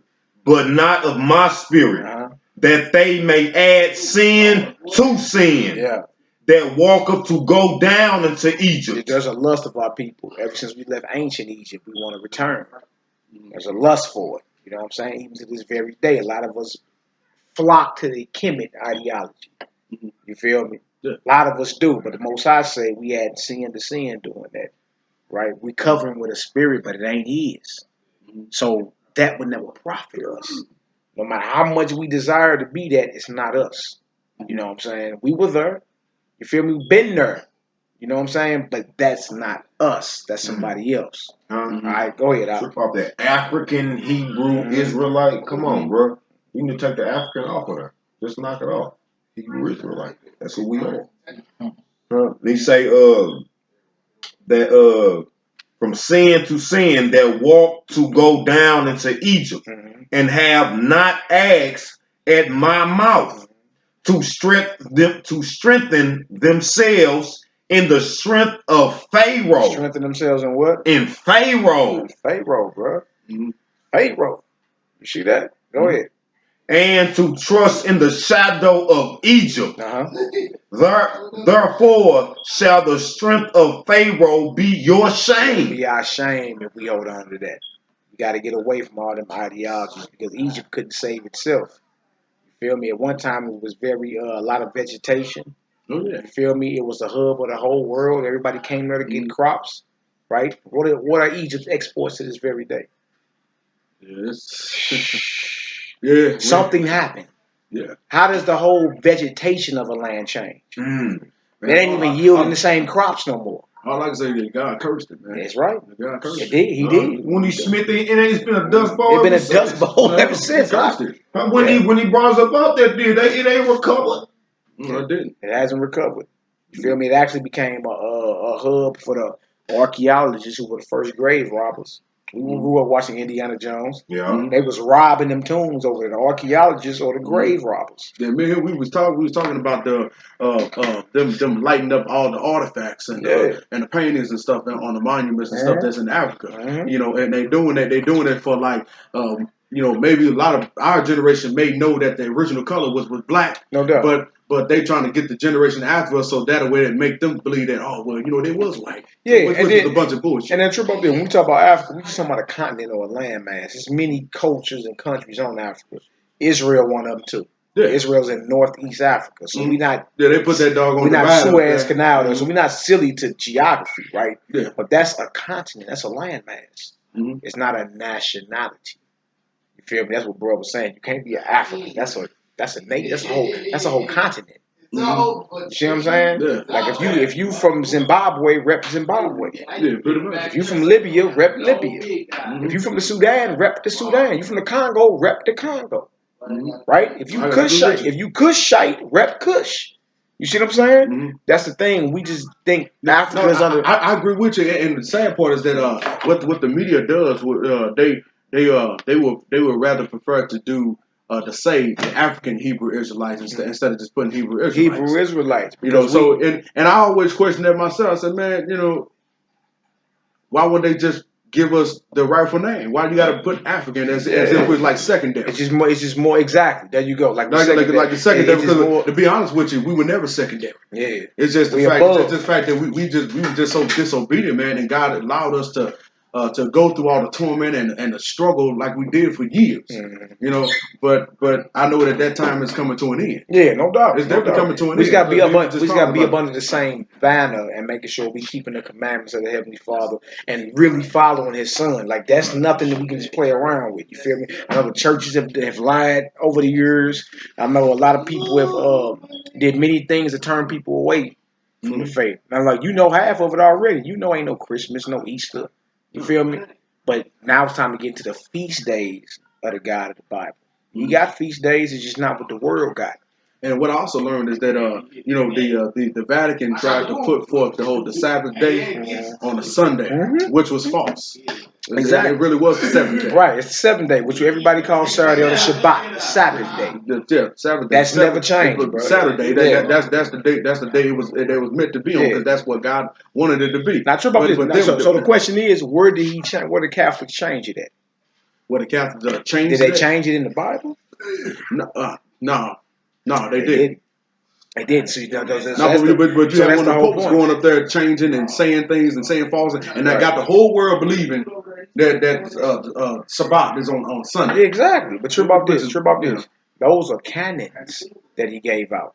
Roman Catholic canons. Notice they put their own law out and they ain't do nothing with that. It ain't in the script that the first day of the week is the Sabbath day. 7th day of the week is the Sabbath day. So guess what they've been having us doing? They've been holding the Bible the whole time and been having us thinking they getting their information out the Bible, but really they've been getting they commandments and their way of life and their spirituality from Roman Catholic canons. The tradition and law of man. Just like we know ain't no Easter eggs, no Easter bunnies. That's not in the scripture either.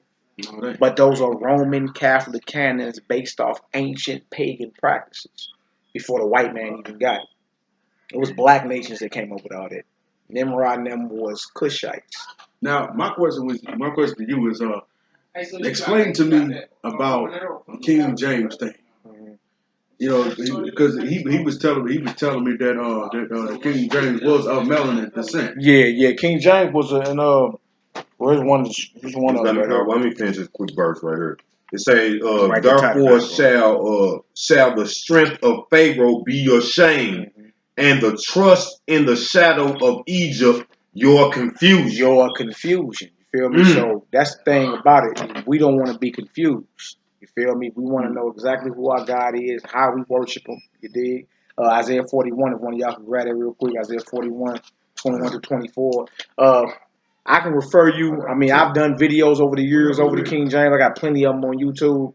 I can refer you to some videos to watch, books to reference, authors. You feel me? I cite all my sources and hey, enjoy. It'll blow your mind. It's a whole history.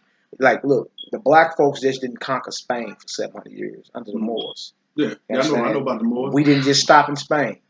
You feel me? Israelites ran the entire continent of Europe. Entire continent. It's only during the time of what you call the Renaissance, which means the rebirth, right? Yeah. Where the white man was coming back into his power and started whitewashing all the images. Was all them niggas righteous? No.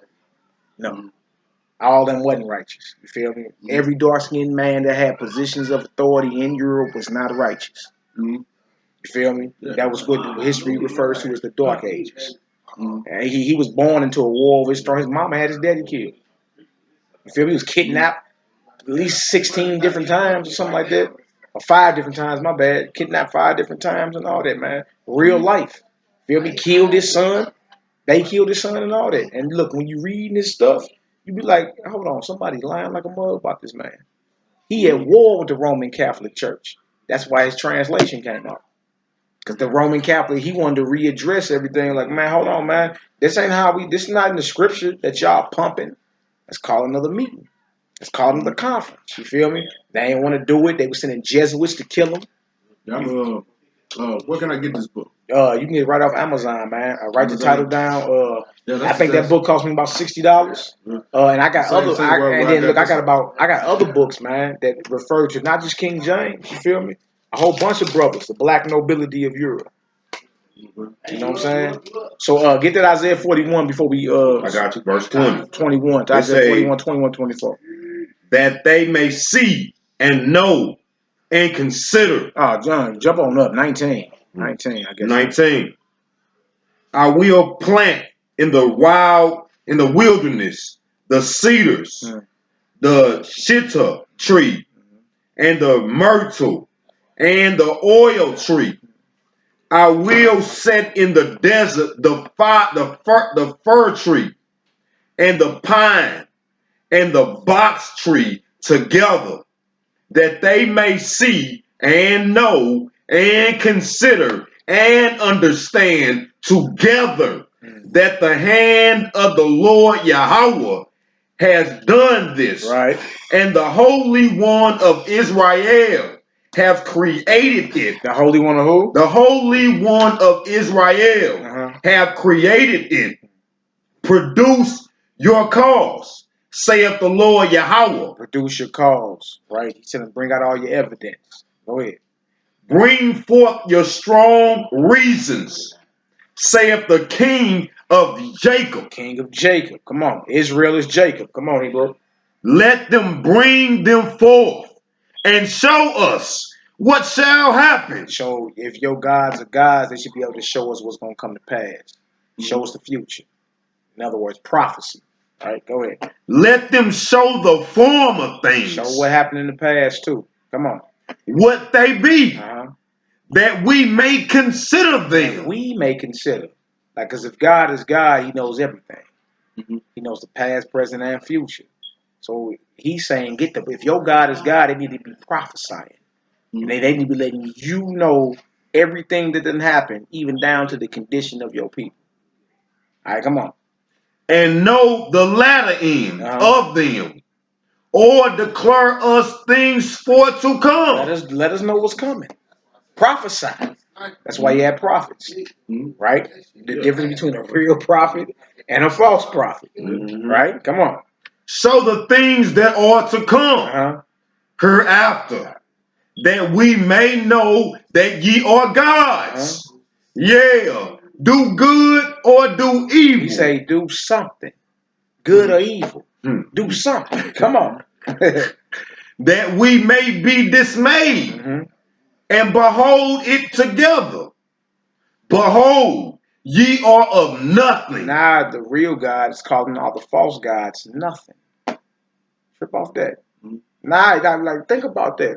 If somebody was in the streets talking like that, if he was in the streets saying everybody you think run the streets work for me, right, and was standing on it, both shoulders, both leg, and everything, you gonna be like, man, either he that deal or he selling wolf tickets, one or the other. But the Most High just said flat out, you feel me? You are nothing. He calling any other God nothing. And if he wrong, bring your strong reasons out and show him that they something. You see? That's how we know. Go ahead. Behold, ye are of nothing, and your works of naught. Your work is nothing. Go ahead. An abomination is he that chooses you. Now he's calling you very disgusting, or us very disgusting if we choose another God, another philosophy. Because attached to the God is the doctrine, the teachings, the philosophy. You see what I'm saying? So if somebody was to ask me how I know my God is real, I would say because my God knows everything. What you mean? I'm going right here and showing him. And if I got to go show some prophecies in the past that have happened in my lifetime or happened to my ancestors, or show you things that's happening with this cashless society, this company, and go into the mark of the beast and all that, then so be it. Right? We're going to go into the record and show. The challenge would be for anybody, whether they was in the Quran, whether it was in the Medu Neter, whether it was in the Book of the Dead, Buddha scrolls, to do the same thing with their book. Feel me? Show me something. Show me the past, present, and future. Do something. You see what I'm saying? And what I'm saying is ain't no other God talking like that. There's only one that's worthy to talk like that. I agree Creator with of you. heaven and earth. I agree with you. There's only one. No doubt. So that's what that is right there. You know what I'm saying? It's going into the very scripts well. But you said you believe in the God of Abraham, Isaac, and Jacob. The God of the Bible. At your low time, when it was time, you feel me, to really give up praise, when that life was in the limbo, you wasn't calling on no gods of Egypt. Right? You wasn't calling on no type of principles. You was calling on the God of that Bible. And he delivered. So for that, we need to give him his proper praise, right? And understand, Mashiach is who we read about is Christ in the Bible right there. You feel me? It ain't been Ammi, right? Then you understood that. Well, he ain't the Messiah. They say the Messiah. He ain't a real prophet either. He's a false prophet, you did. So I mean, it's all good, bro. You know. I mean, like I told you, I'm still learning. No doubt. I didn't like I said, I'm still learning, but I didn't put I didn't put my whole belief system in Ben and me. That's what's up. I do admire some of the stuff he did, but like I said, I look at him as some sort of leader. But if he lied about the 7 years, that really took it off. Yeah, that make him a false prophet. But like I told you, I still like to go over there, and I still like to see the land from my own two eyes. Go view your land. That's just something that I want to. And let me end it with this real quick. John 8:23 and 24 real quick. Because look, it's a real serious thing, man. You know what I'm saying? And shout out to any of our people that's over there that had nothing to do with that. You feel me? A lot of people born into that. There's people older than me that was born into that. They know nothing about that, just was born into it. You feel me? So they're my brothers and sisters, man. We pray for them. You feel me? But that lets you know, man, once a lie get to going and you try to cover that lie up, man, generations can be affected by that, man. Oh yeah, of course. I was just fortunate to find that out after doing some reading. I asked a few people about it, and You know, even them, they were they was disappointed in the whole 7-year thing. Yeah. So some of the Hebrews I talked to here that went over there Because that makes him not who he said he was. Huh? Yeah, so Mashiach ain't coming back to be second-class citizen to nobody. Yeah, I'm just glad. Or gathering his people to be second-class citizens. We gonna be sitting on thrones, huh? Judging the world. Exactly. You feel me? We got authority coming to us if we endure. You feel me? You looking at the future rulers of this planet, if we're found worthy, not to be second-class citizens to the Israelis. You feel me? And to scrap with some Palestinian dog catchers over the West Bank. No. No, that's the promise to Abraham. We are the rightful heirs to it. So now you know why Mashiach must come and gather his and must invade with a powerful army.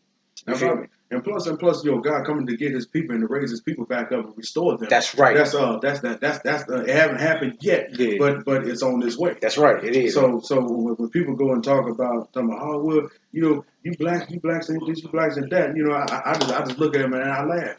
You should. I just look at them and I laugh because they don't get it. They don't understand. It ain't for them. They understand that day when the thousands upon thousands and legions of angels. Head busters. You feel me? The Messiah is invading with an army. We got two more scriptures. John 8:23-24 in the book of Jude, verse 14-16, man. And we gonna end it. That's real quick. John 8:23-24. John 8, verse 23. And he said unto them, ye are from breath beneath. I am from above. That's right. Ye are of this world. I am not of this world. I said therefore unto you that ye shall die in your sins. For if ye believe not that I am he, ye shall die in your sins. That's major right there. You feel me? That's him talking to the Pharisees and them. If you don't believe I am he, we started a conversation about who Ben Ammi was, claim of who he was. Well, the Messiah right here say, if you don't believe I am he, you're dead. That's serious because that's what Moses said. If you don't listen to them words of the man that the Most High gonna send, the Most High gonna take you away from the midst of his people. He gonna require it of you. Like Jude, real quick, Jude, like right before Revelation, verse 14-16, just real quick, and showing you the mighty army that's about to invade. And all the prophecies are lining up, man. All the signs. You got blood moons, blood rivers, nation rising against nation. It was over 250 earthquakes on the Mexican border like 3 weeks ago, bro. 250. I heard about that. These were prophecies in the Bible coming to pass. So it's an exciting time. Donald Trump, the orange pervert, that got in. He's signing off on everything. Man. I'm over here clapping like wow. It's going down before It's going our down. eyes. Right in front of our face. This is what we've been waiting All on. praises, man. I can't even complain about it. Let me ask this: the 400 years of slavery. What, in your opinion, what would be the first recording of slavery? The first recording of bondage or just slavery? Well, the slavery. You saying the slavery from the beginning of them years? What started them years? That's what you asked. Yeah. Oh man, that's hard to tell. It's hard to tell. Christopher Columbus kicked off the slave trade in 1492.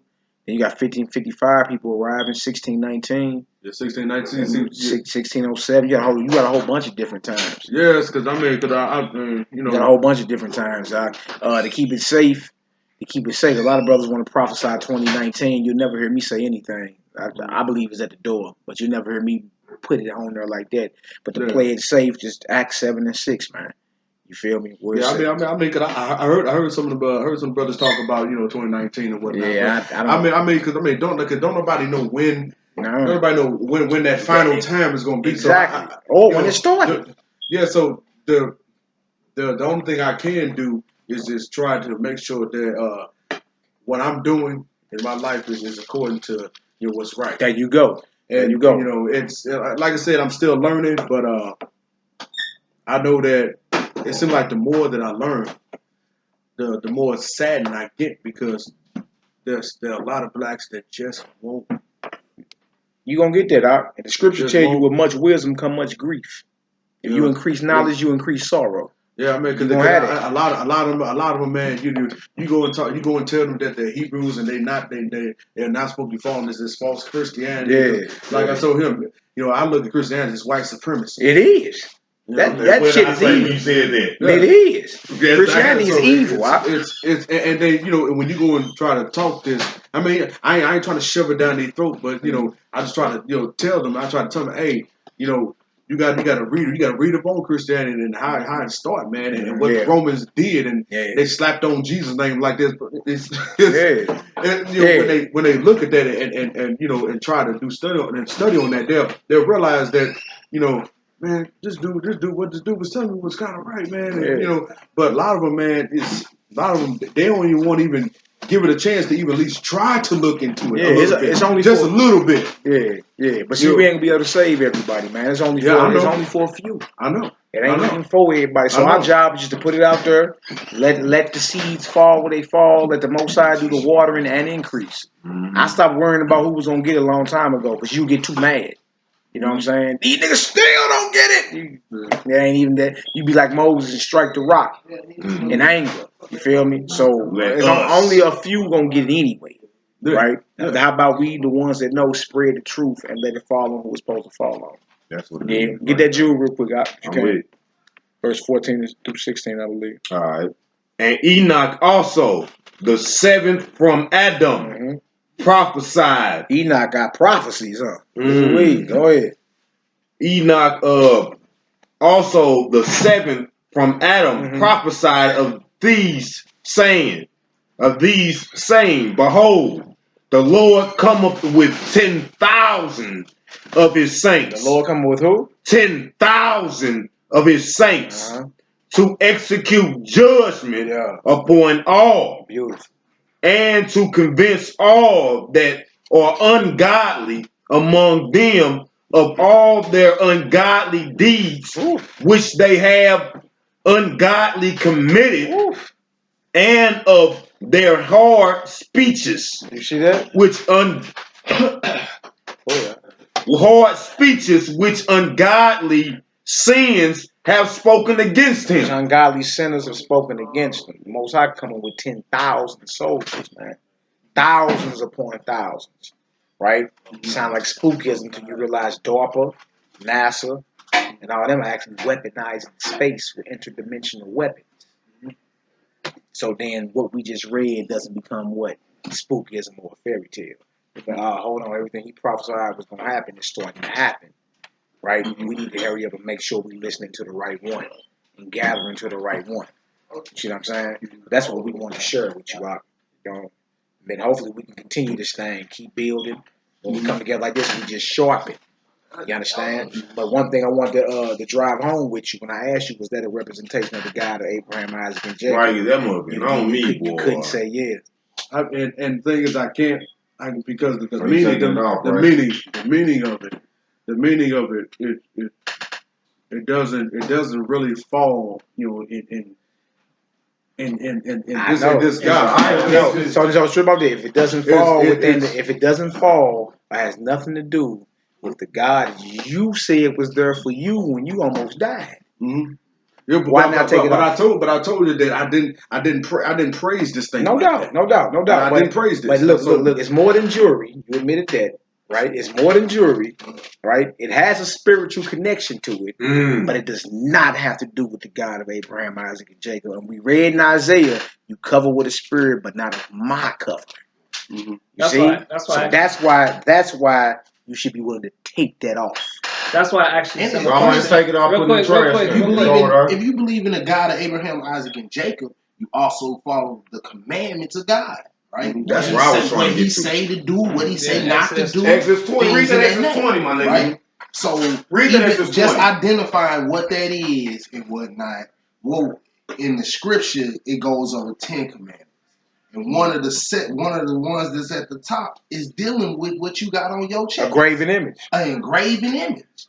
Straight up. Because it says here, and this is when the commandments of God was given to Moses to reteach the children of Israel. What was already, at that point wasn't taught. It was lost in Egypt. And this is coming out of Egypt, right? What we talking about with the ox and whatnot, a bondage, because them people walked there. They had Egyptian attire. And they had other people that was enslaved. Them other people was Israel. Flat out. and it can't be proven. But we talking right here about this situation with your ox, right? And it says the commandments of God that came down, spoken to Moses. We're saying, just here it is, thou shalt not make unto, this is, Exodus 20, verse 4. Now, I'd rather go to the top because you should know your commandments of God at any time. You know what I'm saying? But I just wanted to point this out. And then we can always go back and go over and see if we in or out of the line of the will of God. All right?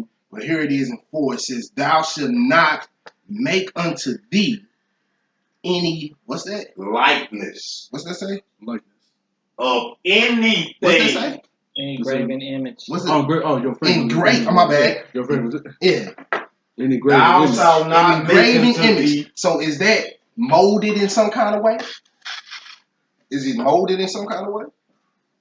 Is it engraved in some kind of way? I'm just asking, do it fit any of these characters? That's it. I'm not going on what is example, all that stuff I'm saying, but what it is fitting Does is that right fit here. a graven image? An engraving image. It does.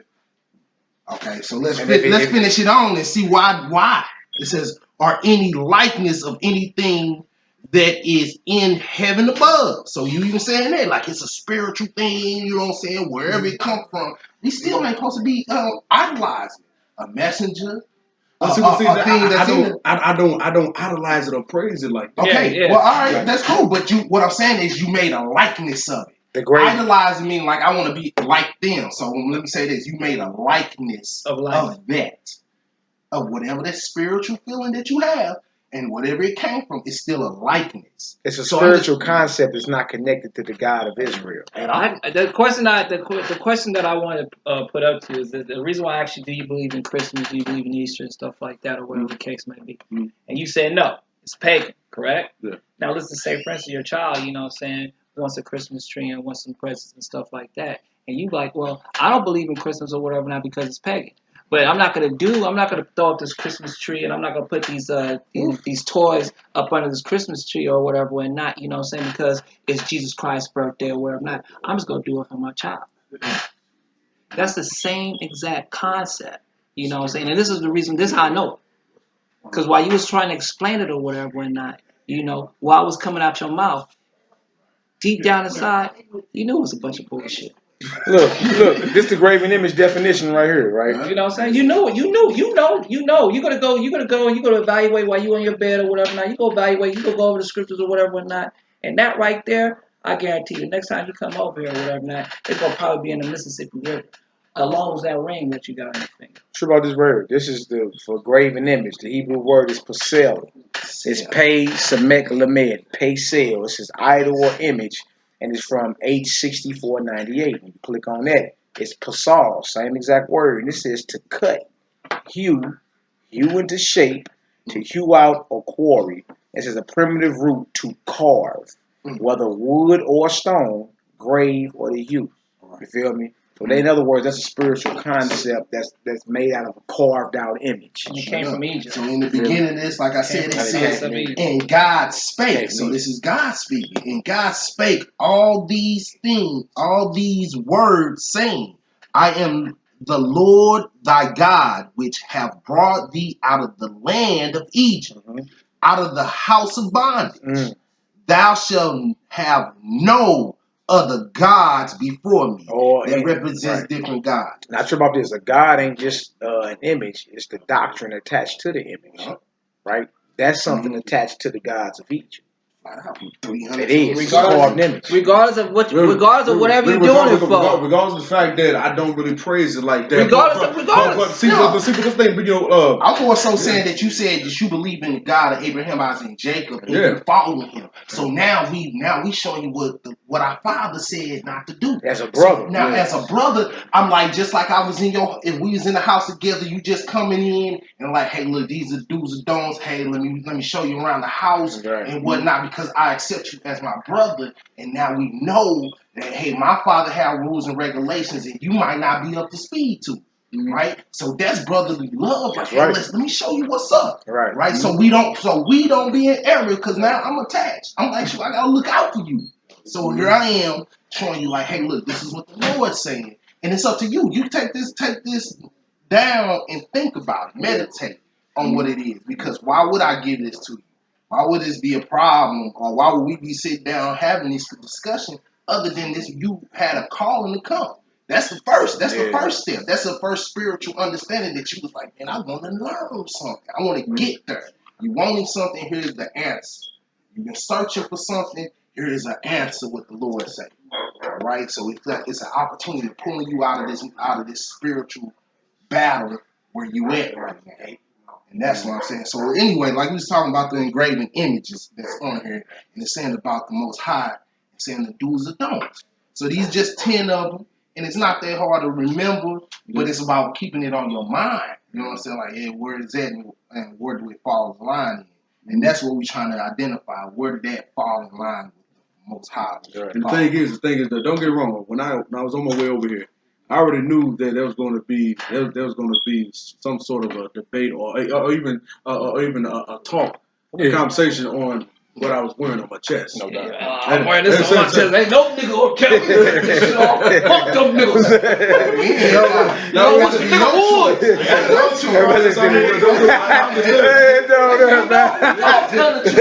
He know it. And the reason why I know you know it is because I had a hat on, you know what I'm saying? I had a hat on. Hey, this when he got done the same way. When I first, you know what I'm saying, when I first met when he first bumped into it, and shalom, man. And when I first met these brews, and I heard him, he was telling some other dude to take off his hat. And you know what I told myself? I wish this nigga would come tell me to take my motherfucking hat off. That's what I told myself. So I know what type of spirit you talking about, man. I know that. Man, nigga, I'm a grown man. Yep. Until that word came out. I understand what you're talking about. But when the word came out, guess what I did? You submitted to it. You like when the word hit you. When the word hits you. Yeah. Unless it's real gold. Then you gonna go, then I'm gonna cash it in, you understand me? But if it ain't real gold, you say, boy, I need all my precious metals. You know, but on the real though, brother. Man, abhor the gold on the tools. All the excuses that you about to say, the reason why you doing it, I'm gonna keep it honest with you. And I can pretty much affirm this with all the rest of my brothers.